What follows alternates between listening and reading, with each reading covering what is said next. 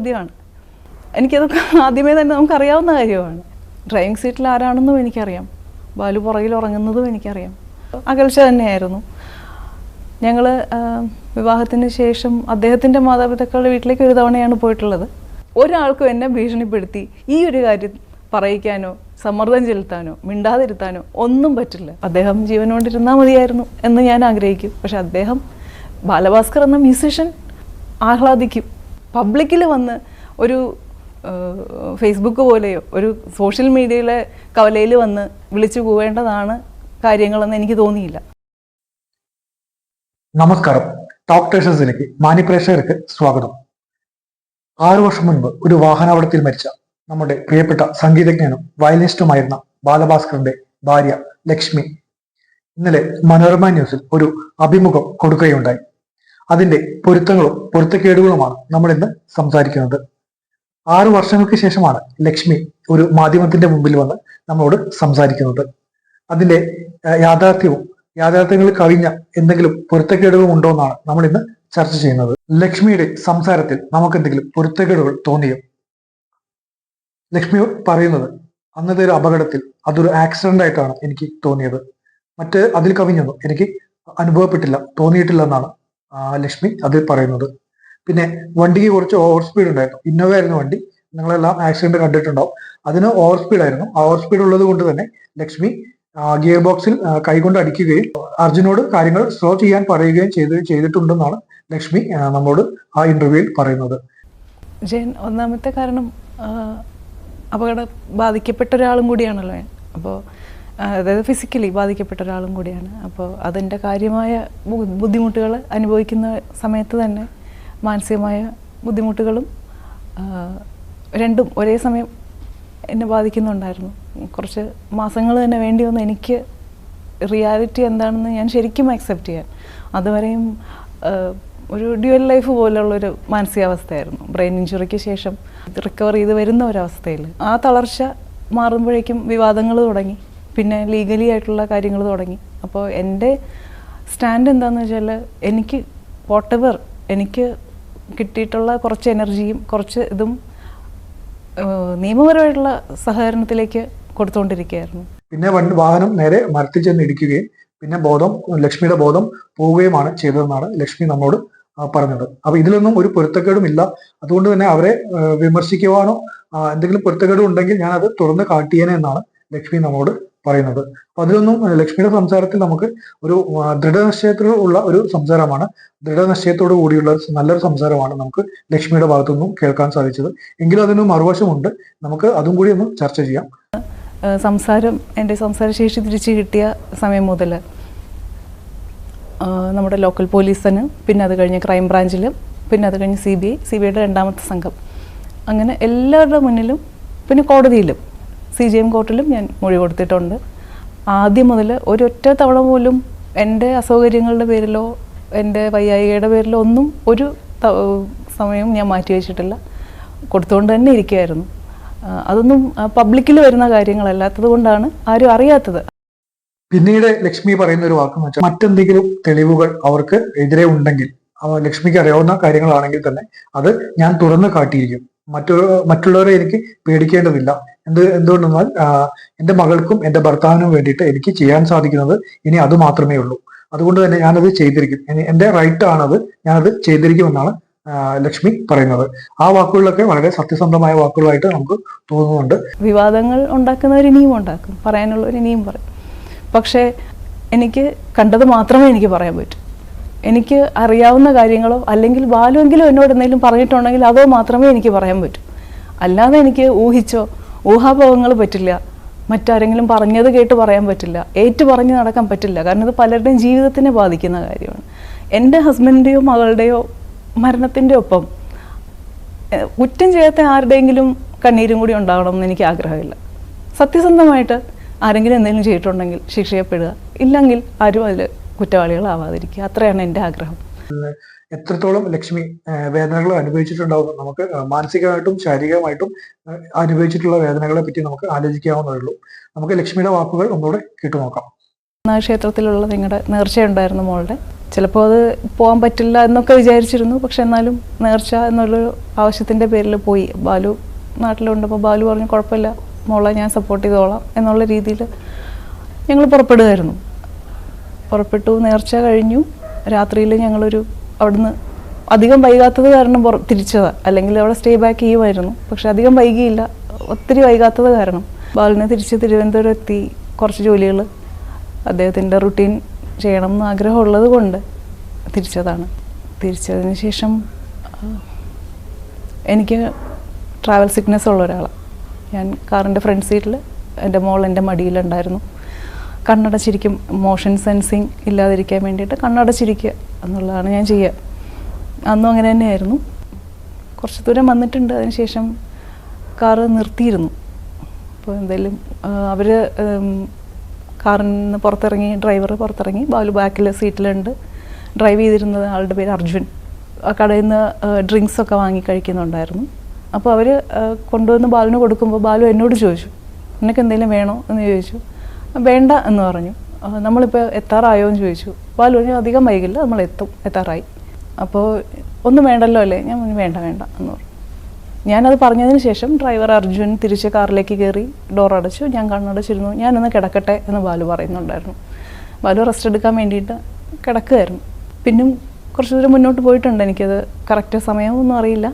കുറച്ച് ദൂരം കൂടി മുന്നോട്ട് പോയി എനിക്ക് വളരെ അൺയൂഷ്വലായിട്ടുള്ളൊരു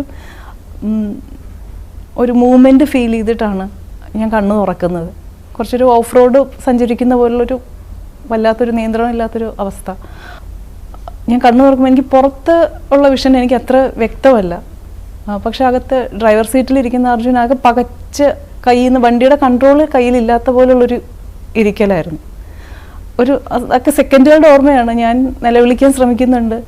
എൻ്റെ ഒച്ച പുറത്ത് വന്നോന്ന് എനിക്കറിയില്ല. ഞാൻ ഗിയർ ബോക്സിൽ കൈ കൊണ്ട് നന്നായിട്ട് അടിക്കുന്നുണ്ടായിരുന്നു. അവിടെ എൻ്റെ ബോധം പോയി. പിന്നെ എനിക്കൊന്നും ഓർമ്മയില്ല. പിന്നെ ഞാൻ എത്ര ദിവസം കഴിഞ്ഞ് ഹോസ്പിറ്റലിലാണ് കണ്ണുറക്കുന്നത്. 2018 സെപ്റ്റംബറിലാണ് ഈ ഒരു അപകടം നടക്കുന്നത്. ഇപ്പോൾ 6 വർഷം തികഞ്ഞിരിക്കുകയാണ്. ഈ 6 വർഷത്തിനുള്ളിൽ ബാലഭാസ്കറിന്റെ വൈഫ് ആദ്യമായിട്ടാണ് ഈ ഒരു ഇന്റർവ്യൂ കൊടുക്കുവാൻ ഒരു ചാനലിന്റെ മുമ്പിൽ വരുന്നത്. അതുകൊണ്ട് തന്നെ ആ ഇന്റർവ്യൂവിന് വളരെ പ്രത്യേകതയുണ്ടെന്ന് എല്ലാവരും നിരീക്ഷിച്ചിരുന്നു. കാര്യങ്ങളെല്ലാം എല്ലാവർക്കും മനസ്സിലായിട്ടുണ്ട്. എങ്കിലും അതിൽ പല കള്ളങ്ങളും ലക്ഷ്മി പറഞ്ഞിട്ടുണ്ടോ എന്ന് സംശയിക്കുന്ന ആളുകളുമുണ്ട്. നമുക്ക് നിരപരാധിത്വം തെളിയിക്കേണ്ടത് നമ്മുടെ അത്യാവശ്യം തന്നെയാണ്. എങ്കിലും ഇത്രയും കഷ്ടപ്പാടുകൾ, വേദനകൾ അനുഭവിച്ച ലക്ഷ്മിയെ നമുക്ക് കുറ്റപ്പെടുത്താൻ സാധിക്കില്ല എന്നാണ് എനിക്ക് എൻ്റെ ഒരു അഭിപ്രായം, ഒരു പൊതുവെയുള്ള അഭിപ്രായം. എന്താ വെച്ചാൽ അതിൽ കുറ്റങ്ങൾ തെളിയിക്കാനുണ്ടെങ്കിൽ നമുക്കത് തെളിയിച്ചെടുക്കാൻ സാധിക്കുന്നതാണ്. മറ്റു തെളിവുകളും മറ്റും ഉപയോഗിച്ചിട്ട് ആ കുറ്റവാളികൾക്കെതിരെയുള്ള ഒരു മൂവ്മെന്റ് നമുക്ക് നടത്താവുന്നതാണ്. പക്ഷെ അതൊന്നും നമുക്ക് ഈ CBIന്റെ വർക്കിലോ CBI അന്വേഷിച്ചതിലോ അതുപോലെ ക്രൈംബ്രാഞ്ചിന്റെ ഭാഗത്തു നിന്നോ അങ്ങനത്തെ ഒരു സംഭവങ്ങളും ഉണ്ടായില്ല. വിഷ്ണു എന്ന ഡ്രൈവറെ അന്ന് വെറുതെ വിടുകയാണ് ചെയ്തത്. അവന്റെ മൊഴികളിൽ നിന്നും ഒരു പൊരുത്തക്കേടുകൾ തോന്നിയില്ല. അതുകൊണ്ട് തന്നെ അവനെ കുറ്റവാളിയാക്കിയതുമില്ല, ശിക്ഷിച്ചതുമില്ല. ക്രൈംബ്രാഞ്ചും CBI ഒക്കെ അവനെ കുറ്റവിമുക്തനാക്കുകയാണ് ചെയ്തത്. അതെന്തുകൊണ്ടാണ് ലക്ഷ്മിയും പറയുന്നുണ്ട്, അവർക്കെതിരെ തെളിവുകളൊന്നും എനിക്ക് നിരത്താനില്ല, അവർക്കെതിരെ ഒന്നും എനിക്ക് പറയാനില്ല, അങ്ങനെയൊന്നും എനിക്ക് അനുഭവം ഉണ്ടായിട്ടില്ല എന്നാണ് ലക്ഷ്മി പറയുന്നത്. അതിൽ ആ സംസാരത്തിൽ എത്രത്തോളം പൊരുത്തക്കേടുകൾ ഉണ്ടെന്ന് നമുക്ക് അറിയാൻ സാധിക്കില്ല. ബാക്കി വോയിസിലേക്ക് നമുക്കൊന്ന് പോയി നോക്കാം. ഈ യാത്രയിൽ തന്നെ ചില ക്ലാരിഫിക്കേഷൻസ് വേണ്ടിയിരുന്നത്, ഒന്ന്, അന്ന് നിങ്ങൾ അവിടെ തങ്ങും എന്നാണ് നേരത്തെ തീരുമാനിച്ചിരുന്നത്. ഇല്ല, അങ്ങനെ തങ്ങാനുള്ള ഒരു തയ്യാറെടുപ്പായിട്ടല്ല പോയത്. അല്ല, ഞങ്ങൾ അന്ന് തങ്ങും എന്നൊരിക്കലും പറഞ്ഞിരുന്നില്ല.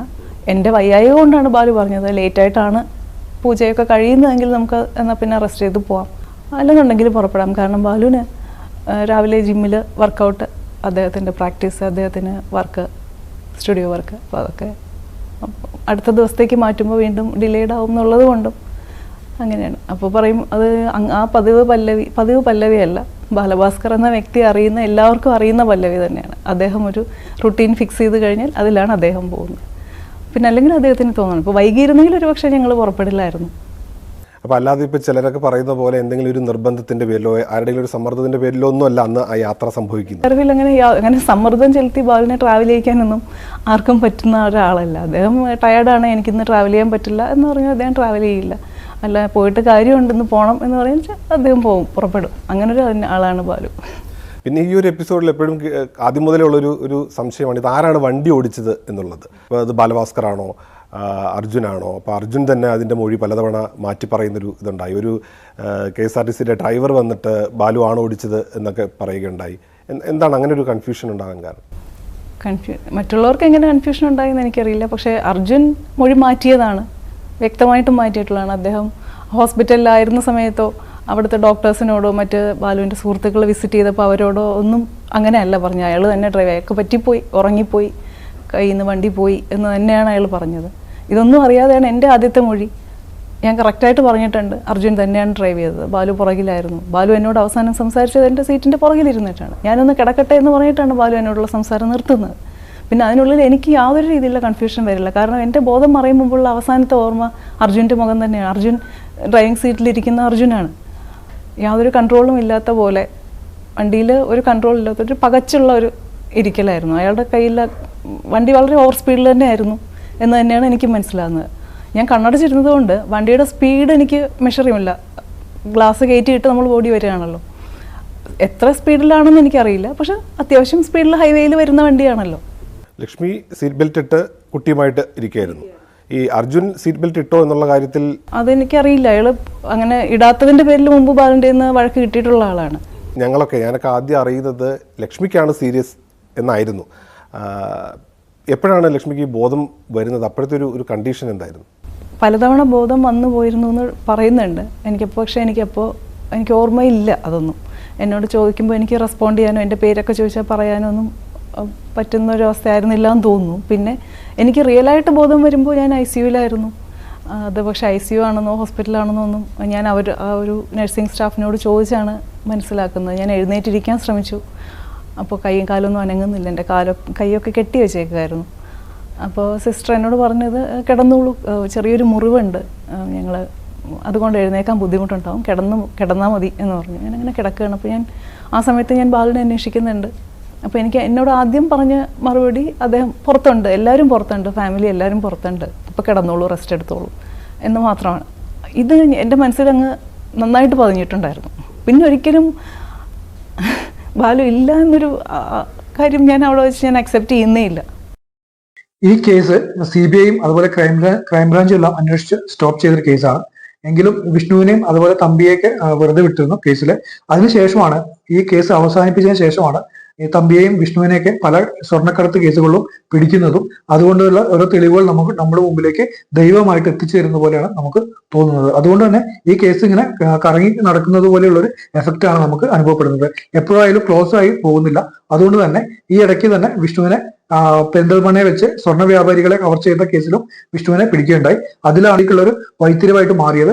CBIയും അതുപോലെ ക്രൈംബ്രാഞ്ചും വിഷ്ണു സ്വർണ്ണക്കടത്ത് കേസിലെ പ്രതിയല്ല എന്നുള്ള തെളിവിലായിരുന്നു എത്തിയിരുന്നത്. പക്ഷേ ഈ ഒരു കേസ് വന്ന ശേഷം അവൻ പ്രതിയായിരുന്നു. അവരാണ് സ്വർണം കട്ടവരെ ഒരു സ്ഥലത്തേക്ക് വണ്ടിയിൽ കയറ്റി കൊണ്ടുപോയതും. അതുകൊണ്ട് തന്നെ ഈ കേസിന് മറ്റൊരു രൂപം ഇപ്പോൾ വന്നിരിക്കുകയാണ്. ദൈവം സാക്ഷിയായിട്ട് നമുക്ക് ഈ കേസുകൾ തെളിയുമെന്നാണ് ഇപ്പോൾ നമുക്ക് മനസ്സിലാക്കാൻ സാധിക്കുന്നത്. ലക്ഷ്മിയുടെ വാക്കുകൾ എത്രത്തോളം വിശ്വാസ്യതയുണ്ടെന്ന് നമുക്ക് പറയാൻ സാധിക്കില്ല. എങ്കിലും ആ വാക്കുകളിലൊക്കെ ഒരു ആത്മാർത്ഥത നമുക്ക് തോന്നുന്നുണ്ട്. എങ്കിലും നമുക്ക് ലക്ഷ്മിയുടെ മറ്റു വാക്കുകളിലേക്കൊന്നും പോയിട്ട് വരാം. അങ്ങനെ ഒരു വേൾഡ് നടക്കുന്നുണ്ട് പാരലായിട്ട്, അങ്ങനെ തോന്നുന്നുണ്ട്. ഉണ്ട്. ഞാൻ സംസാരിക്കുന്നുണ്ട് ബാലുവിനോട്, ബാലു എന്നോട് തിരിച്ച് സംസാരിക്കുന്നുണ്ട്. അത് മാസങ്ങളോളം നീണ്ടുപോയി ഇങ്ങനൊരു അവസ്ഥ. ഞാൻ തന്നെ എൻ്റെ ഒരു മാനസികാവസ്ഥയെക്കുറിച്ച് പേടിക്കാൻ തുടങ്ങിയ ഒരവസ്ഥയാണ്. കാരണം രണ്ട് രീതിയിലാണ്. ഞാൻ കണ്ണ് തുറക്കുമ്പോൾ വളരെയധികം വേദനകളും തല മുതൽ കാല് വരെയും വേദനിക്കുന്ന കിടക്കുന്ന ബെഡ് റിഡൺ ആയിട്ടുള്ള ഒരവസ്ഥ. ആൾക്കാരൊക്കെ അനുശോചനം അറിയിക്കുന്നവരും ദുഃഖിതരുമാണ്. അങ്ങനെ ഒരു അവസ്ഥ. അത് കഴിഞ്ഞ് ഞാൻ എപ്പോഴും മയങ്ങുന്നു. പിന്നെ ഞാൻ കാണുന്നത് ഞങ്ങളുടെ നോർമൽ ലൈഫാണ്. ബാലു കുട്ടി, ഞാനിങ്ങനെ ഒരു ഡ്രീം കാണുന്നുണ്ട്, ഇങ്ങനെ വളരെ വിയേർഡാണെന്നൊക്കെ പറയുമ്പോൾ ബാലു എന്നോട് പറയുന്നുണ്ട്, ബാഡ് ഡ്രീംസ് ഷെയർ ചെയ്ത് കഴിഞ്ഞാൽ പിന്നെ നടക്കില്ല, അതുകൊണ്ട് കുഴപ്പമില്ല, റിലാക്സ് ചെയ്തു എന്ന് എന്നോട് ബാലു പറയുന്നുണ്ട്. ഞങ്ങളുടെ നോർമൽ ലൈഫ് നടക്കുന്നുണ്ട്. വീണ്ടും ഞാൻ എപ്പോഴോ കണ്ണു തുറക്കുന്നു, വീണ്ടും വേദന, റിയാലിറ്റി. ഇതിലേതാണ് റിയൽ ലൈഫ്, ഏതാണ് ഞാൻ സ്വപ്നം കാണുകയാണോ, എന്താണ് സംഭവിക്കുന്നത്, ഹാലൂസിനേറ്റ് ചെയ്യുകയാണോ? വളരെ വിയേർഡായിട്ടുള്ളൊരു മാനസികാവസ്ഥയായിരുന്നു. പിന്നെ മാരേജിന് ശേഷവും പിന്നെ വീട്ടുകാരുമായിട്ട് വലിയ അടുപ്പത്തിലൊന്നും അല്ലായിരുന്നു.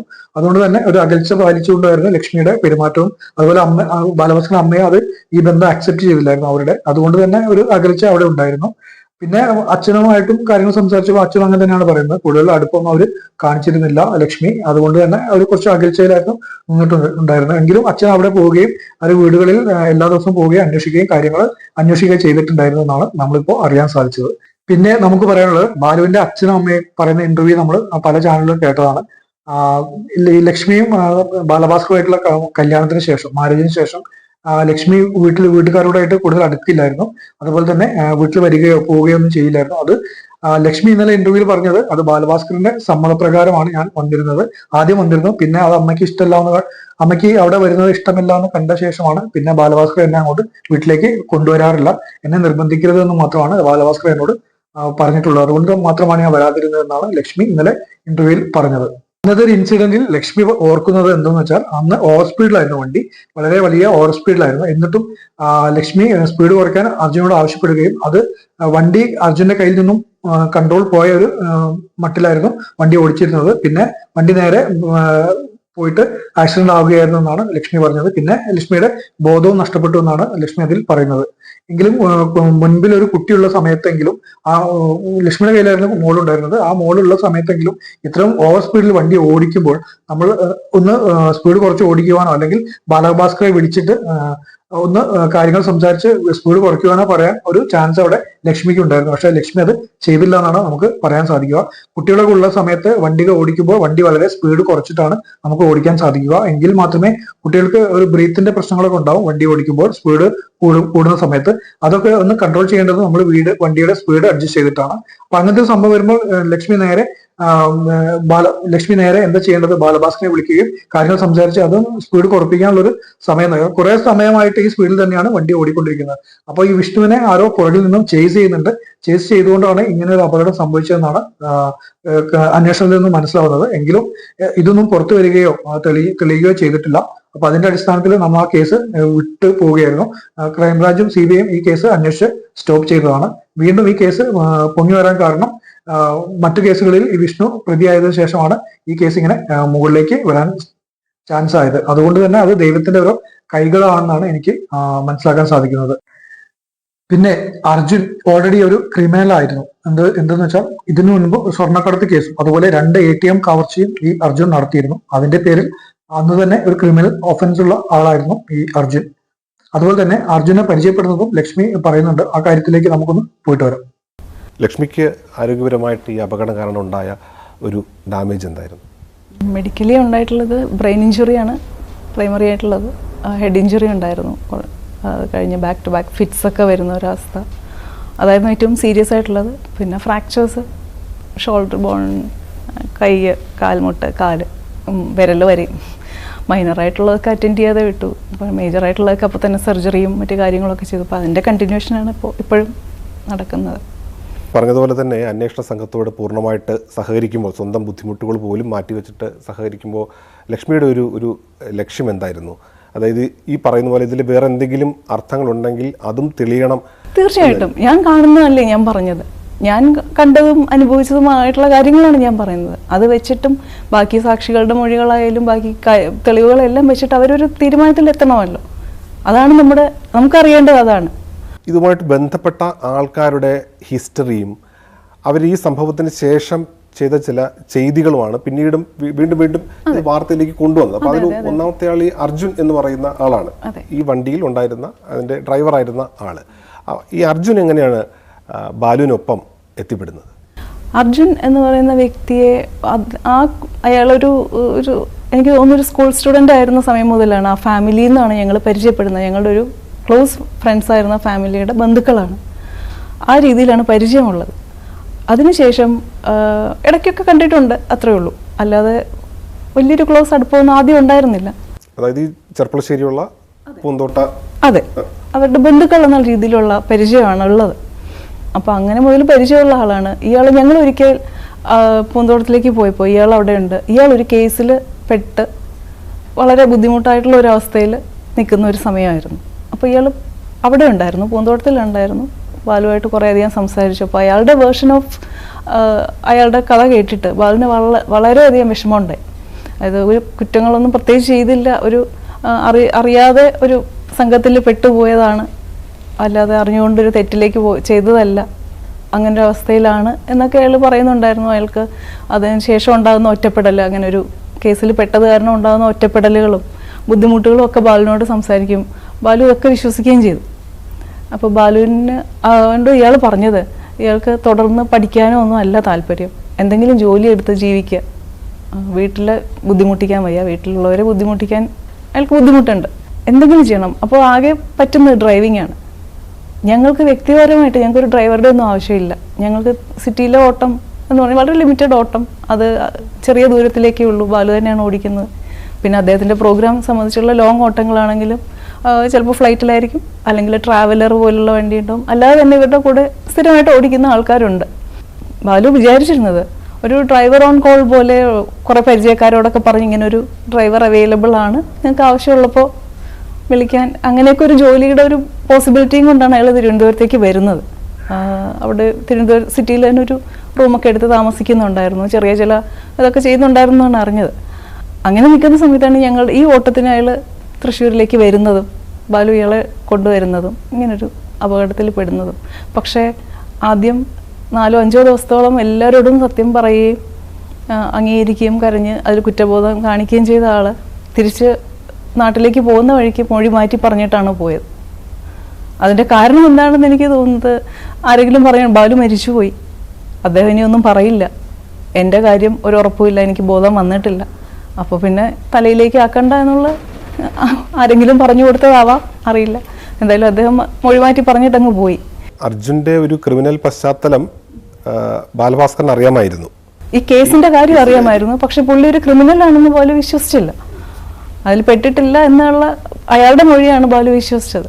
എത്ര പ്രായം ഉണ്ടായിരുന്നു അന്ന്? അയാൾക്കൊരു 22-23 അതിനുള്ളിലേക്കേ വരുള്ളൂ. എത്ര കാലം നിങ്ങളോടൊപ്പം അർജുൻ ജോലി ചെയ്തിട്ടുണ്ട്?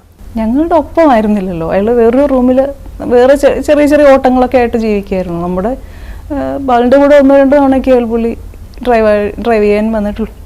ഒരു എന്തായാലും 1 വർഷത്തിനുള്ളിലുള്ള ഒരു താമസം തന്നെയാണ് അയാൾക്കിവിടെ ഉണ്ടായിരുന്നത്. അപ്പോൾ ഈ സംഭവം കഴിഞ്ഞതിന് ശേഷം അർജുൻ ഇവിടുന്ന് നാട് വിട്ടു പോകുന്നു, അങ്ങനെയുള്ള വാർത്തകൾ വന്നു. ഇപ്പം ഏറ്റവും ഒടുവിൽ പുള്ളി സ്വർണ്ണക്കടത്ത് കേസിൽ പിടിയിലാകുന്നു എന്നൊക്കെ വന്നു. അപ്പോൾ ഇതിനിടയ്ക്ക് നിങ്ങൾ തമ്മിൽ എന്തെങ്കിലും കമ്മ്യൂണിക്കേഷൻ ഉണ്ടോ? ഒരു കമ്മ്യൂണിക്കേഷൻ ഇല്ലെന്ന് മാത്രമല്ല, പുള്ളി ഞങ്ങൾക്കെതിരെയൊക്കെ കേസും ഫയൽ ചെയ്തിട്ടുണ്ടായിരുന്നു. പുള്ളിയെ മനഃപൂർവ്വം അയാളല്ല ഡ്രൈവ് ചെയ്തിരുന്നതെന്നും അയാൾ ഡ്രൈവ് ചെയ്ത് ആണ് അപകടം വരുത്തി തീർക്കുന്നതാണെന്നും ഒക്കെ പറഞ്ഞൊരു കേസും കൂടി പുള്ളി കൊടുത്തിരുന്നു. സ്വർണ്ണക്കടത്ത് കേസിൽ അർജുൻ നിരപരാധിയാണെന്നൊക്കെയാണ് അന്ന് പോലീസും ക്രൈംബ്രാഞ്ചൊക്കെ അറിയിച്ചിരുന്നത്. എങ്കിൽ ഈ പെരിന്തൽമണ്ണയിൽ നടന്ന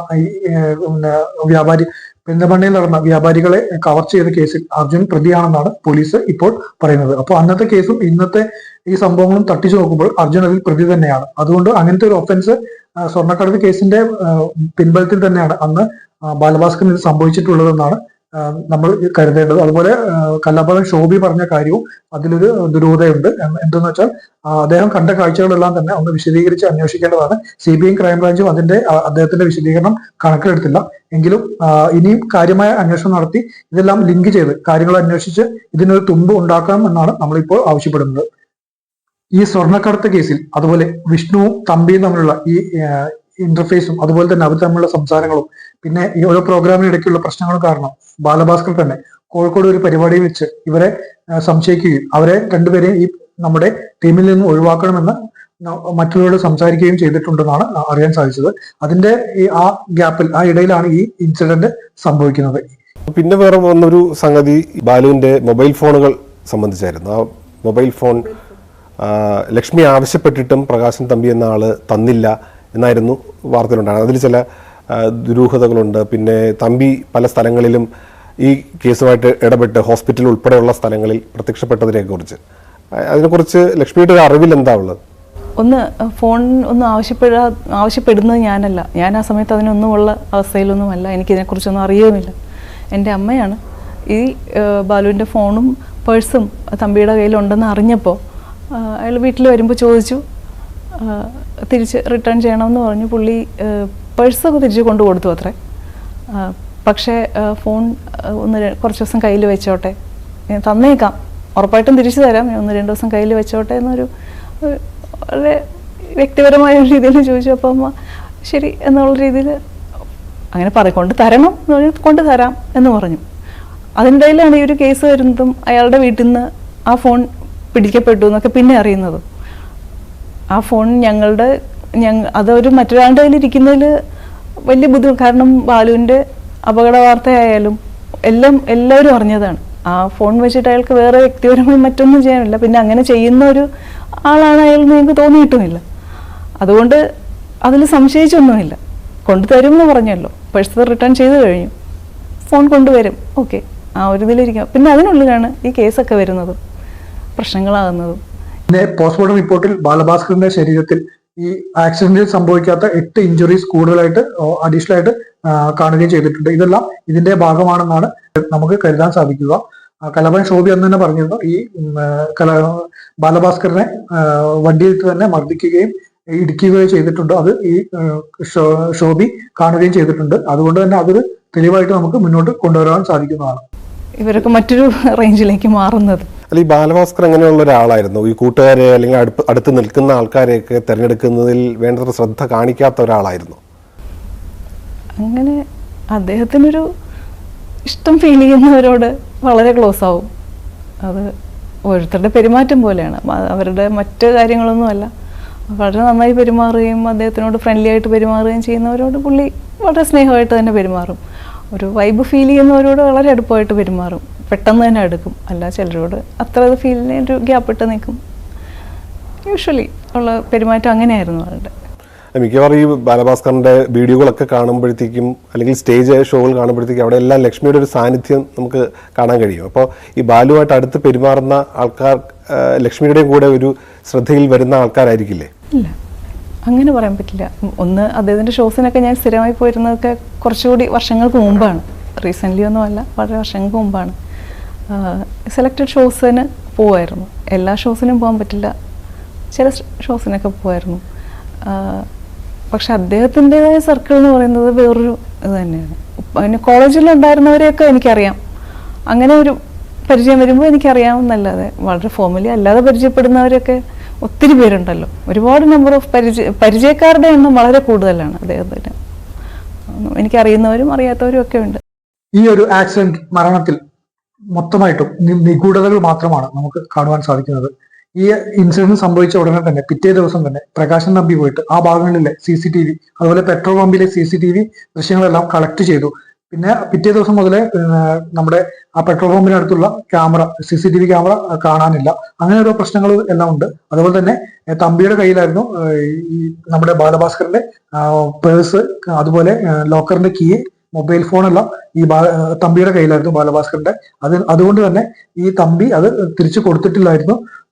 ഇത് അന്വേഷിച്ച് ചെന്നപ്പോൾ ഭാര്യയുടെ അമ്മ കയ്യിൽ വെക്കാൻ പറഞ്ഞു, അല്ലെങ്കിൽ ഭാര്യ ലക്ഷ്മി കയ്യിൽ വെക്കാൻ എന്നോട് പറഞ്ഞു, കുറച്ച് കഴിയുമ്പോൾ തിരിച്ചു തരാവുന്ന ഒരു അവസ്ഥയിലാണ്. പക്ഷെ അന്ന് ഈ അബോധാവസ്ഥയിലായിരുന്ന ലക്ഷ്മി ഇതൊന്നും സംസാരിക്കില്ലെന്ന് നമുക്ക് അറിയാവുന്നതാണ്.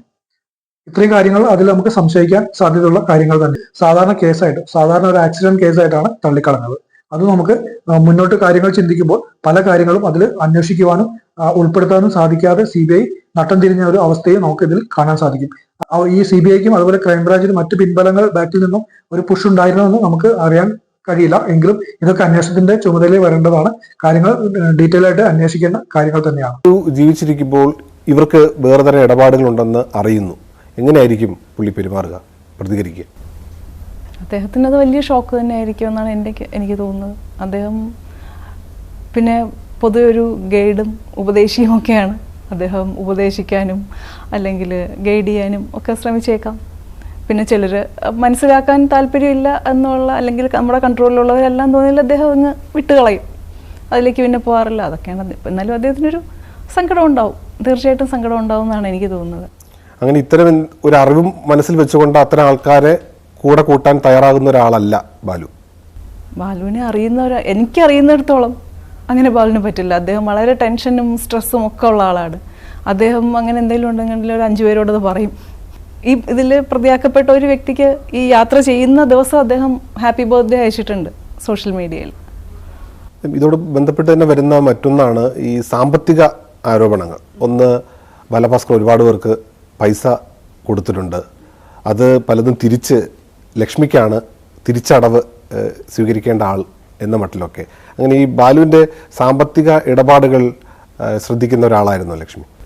സാമ്പത്തിക ഇടപാടുകളൊന്നും ഞാൻ ശ്രദ്ധിച്ചിരുന്നില്ല. പക്ഷേ അദ്ദേഹം ചില ആൾക്കാർക്ക് കൊടുത്തിട്ടുള്ളത് എന്നോട് പറഞ്ഞിട്ടുണ്ട്, തിരിച്ചു കിട്ടിയ കാര്യം പറഞ്ഞിട്ടുണ്ട്. അതിൽ ബാങ്കിന് അതിൻ്റെ രേഖകളും ഉണ്ട്.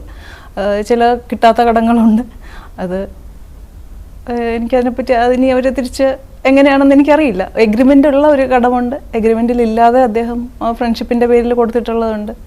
ഒക്കെ അവർ തിരിച്ച് എങ്ങനെയാണ് ഡീൽ ചെയ്യാൻ ഉദ്ദേശിക്കുന്നതെന്നും അതിനെപ്പറ്റിയൊന്നും ഞാൻ ചിന്തിച്ചിട്ടില്ല. ഞാൻ ഈ സാമ്പത്തികമായ യാതൊരു കാര്യങ്ങളെക്കുറിച്ചും ഞാൻ ഒന്നിനും ഈ നിങ്ങൾ കടം വാങ്ങി അതെനിക്ക് തിരിച്ചു വേണം അങ്ങനെയൊന്നും പറഞ്ഞ് ഞാൻ ആരെയും സമീപിച്ചിട്ടില്ല. ബാലുവിൻ്റെ നിന്ന് വാങ്ങിയ കടമാണ്, ഇരുന്നോട്ടെ എന്ന് പറഞ്ഞ് ആരും എനിക്ക് തന്നിട്ടുമില്ല.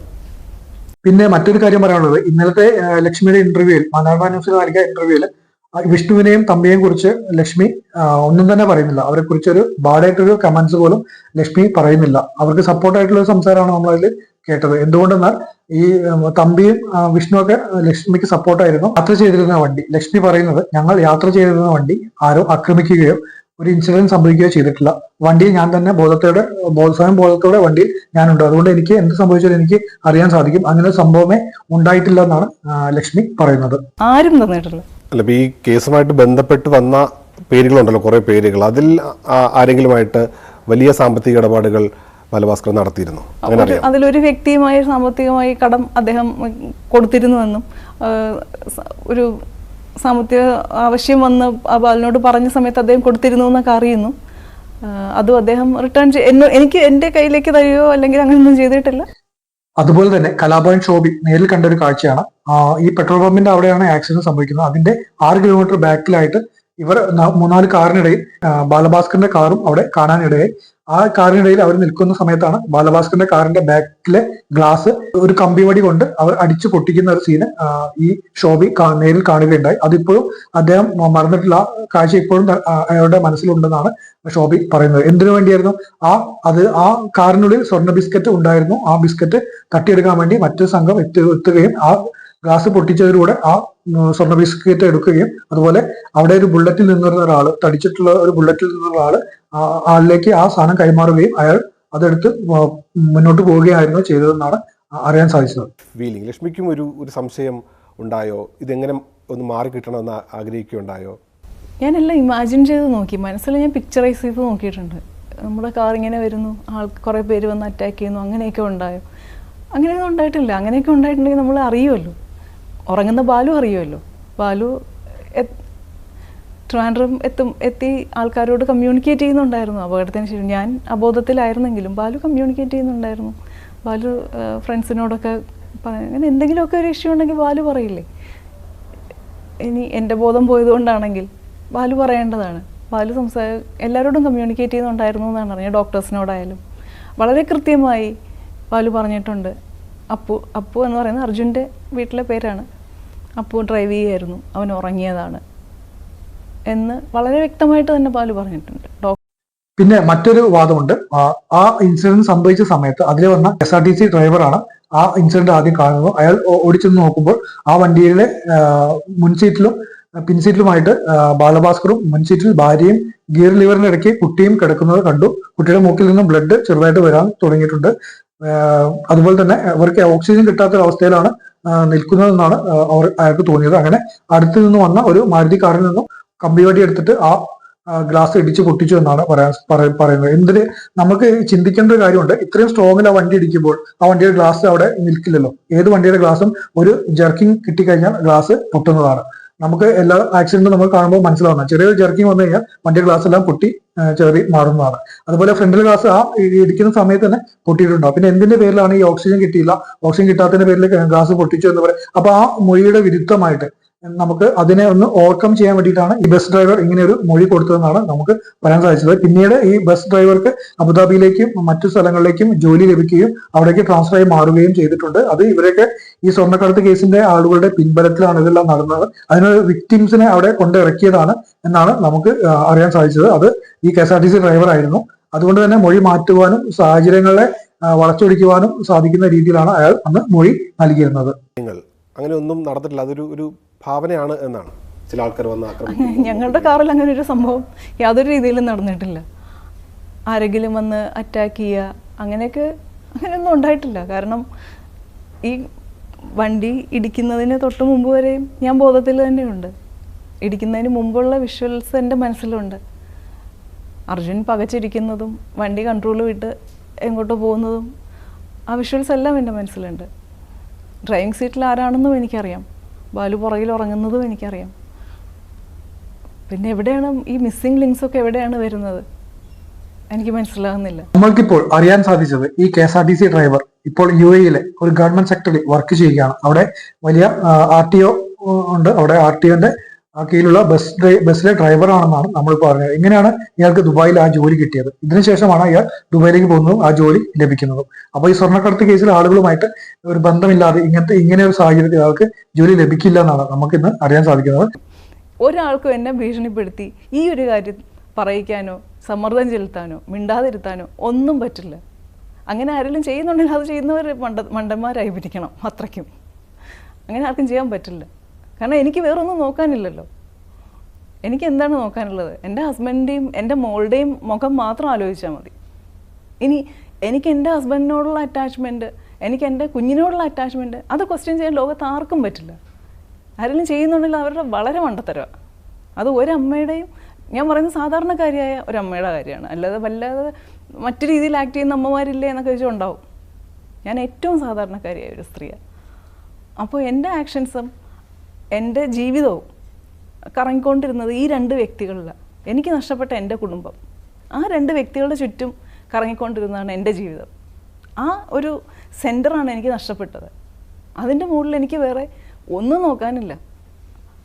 ആരെങ്കിലും ഏതെങ്കിലും ഒരു എക്സ്പ്രഷനിൽ കൂടിയെങ്കിലും അവർ കാരണം ഇത് സംഭവിച്ചു എന്ന് എനിക്ക് തോന്നിയാൽ അത് ഞാൻ അപ്പം തന്നെ പുറത്താക്കിയിരിക്കും.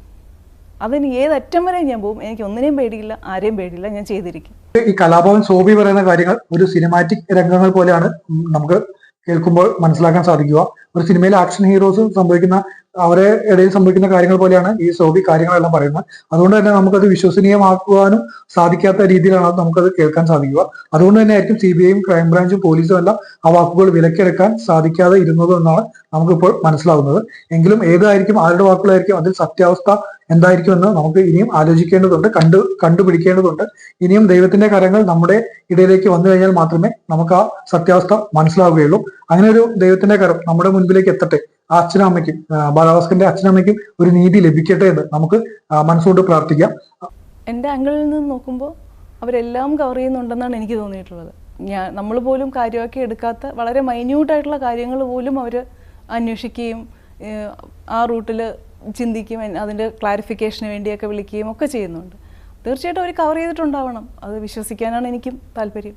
അടുത്ത എപ്പിസോഡിൽ പുതിയൊരു വിഷയവുമായി ഞങ്ങൾ വരുന്നതാണ്. ടോക്ക് ടേഴ്സേഴ്സ് ഈ ചർച്ച ഇവിടെ അവസാനിപ്പിക്കുകയാണ്. അടുത്ത ചർച്ചയിൽ മറ്റു വിഷയങ്ങളുമായിട്ട് നമുക്ക് വീണ്ടും കാണുന്നവരേക്കും. It's me signing off. Talk ടേഴ്സേഴ്സ്. ബൈ.